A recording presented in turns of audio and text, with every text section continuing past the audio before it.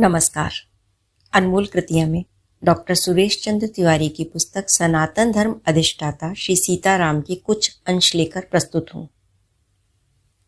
सुरेश तिवारी के अनुसार सत्य ही धर्म है और परम सत्य सनातन धर्म। सनातन धर्म शाश्वत है। इसके प्रमुख सिद्धांत विद्या अविद्या में सम्यकता, शिव संकल्प, यज्ञ और कर्मफल कहे जा सकते हैं। सनातन धर्म की व्याख्या के लिए और इसे समझने के लिए उनकी पुस्तक सनातन धर्म अधिष्ठाता श्री सीताराम पढ़ें। यह पुस्तक ई बुक फ्री डाउनलोड की जा सकती है pothi.com से। अभी पैसा, सत्ता और पाखंड की प्रबलता में हम सनातन धर्म के अनुसार कैसे जीवन जी सकते हैं, इसकी चर्चा लेखक ने 6वें अध्याय में की है। उससे कुछ बातें आपको सुना रही हूँ। आपसे मनन, चिंतन, आचरण के लिए आग्रह है। हम दीन भक्त, जन्म देने वाली माँ, धरती माता, गौ माता, गंगा माँ और तुलसी माता की सेवा, उनके प्रति श्रद्धा, उनकी पूजा से माँ सीता की शरणागति प्राप्त करेंगे, मेरा ऐसा विश्वास है। और यह वर्तमान समय परिस्थिति समाज के संदर्भ में सनातन धर्म संस्कृति के अनुकूल है। गंगा अंक सन 2016 और गौ सेवा अंक कल्याण के विशेषांकों में विद्वानों के लेख, प्राचीन ग्रंथों पर आधारित सामग्री पठनीय है। माँ और मातृभाव। भटकते हुए जीव को प्रथम आश्रय माँ के गर्भ से मिलता है। गर्भस्थ जीव का पालन पोषण माँ की देह से होता है और जन्म के बाद भी माँ के दूध से कुछ समय तक पालन होता है।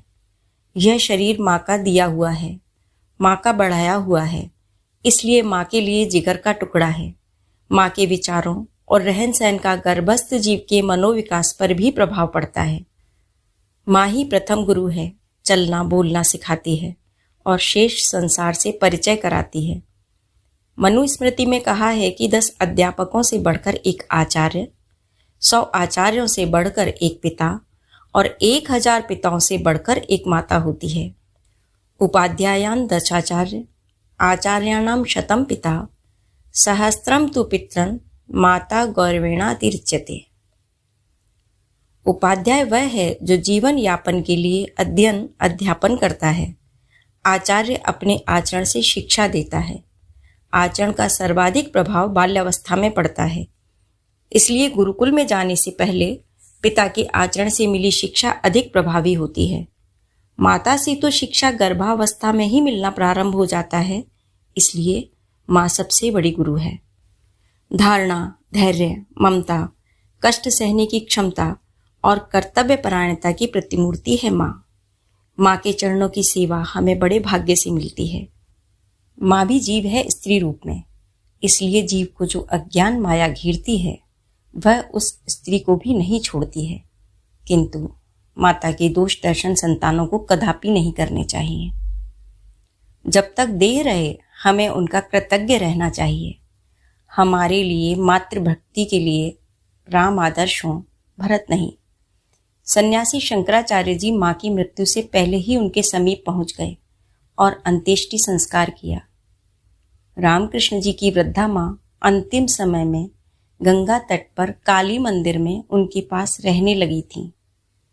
वे 12 वर्ष वहां रहीं। इसी बीच तोतापुरी जी से दीक्षा लेकर रामकृष्ण जी सन्यासी हो गए थे। वे अपने हाथों से कुछ समय माँ की सेवा करते थे। माँ के देहावसान से पूर्व पुष्प, चंदन व तुलसी से उन्होंने माँ के चरणों में अंजलि दी। सन्यासी होने के कारण उन्होंने माँ का अंतिम संस्कार नहीं किया, पर माँ के स्नेह में भावाविष्ट हो गए थे। माँ की सेवा के लिए धन, वैभव, बल आदि आवश्यक नहीं है।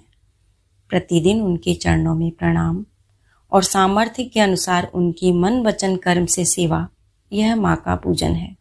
मातृभाव माँ की सेवा का विस्तार है। प्राचीन संस्कृति में संस्कारों का बड़ा महत्व है। आज चारित्रिक पतन और अनैतिकता के दुष्प्रभाव को नियंत्रित करने के लिए मातृभाव की परम आवश्यकता है। 16 संस्कार बताए गए हैं। उनमें से कम 3 संस्कारों को वैदिक ज्ञान और पद्धति से पुनः अपनाने की आवश्यकता है। गर्भाधान, विवाह और अंत्येष्टि। विवाह और अंतिम संस्कार यज्ञ हैं। आडंबर नहीं। वर्तमान संविधान के हिंदू विवाह आदि कानूनों ने सर्वाधिक क्षति संस्कृति को पहुंचाई है। इसे त्याग कर हम सनातन धर्म के अनुसार ये संस्कार अपनाएं। स्त्री और पुरुष दोनों को मातृभाव जागृत करना होगा।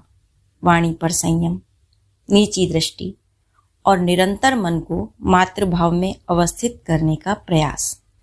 पतिव्रत और एक पत्नी व्रत पर आस्था और तदनुरूप आचरण।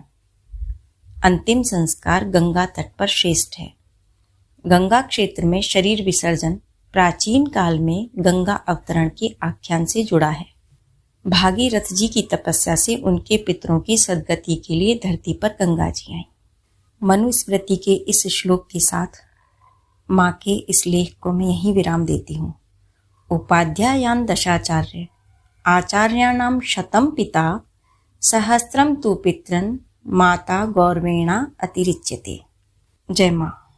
इसी क्रम में आने वाली कड़ियों में सनातन धर्म अधिष्ठाता सीताराम पुस्तक में लिखित धरती माँ, गंगा माँ, गौ माँ और तुलसी माँ पर लिखित लेख को लेकर आपके सामने उपस्थित होने का प्रयास करूंगी।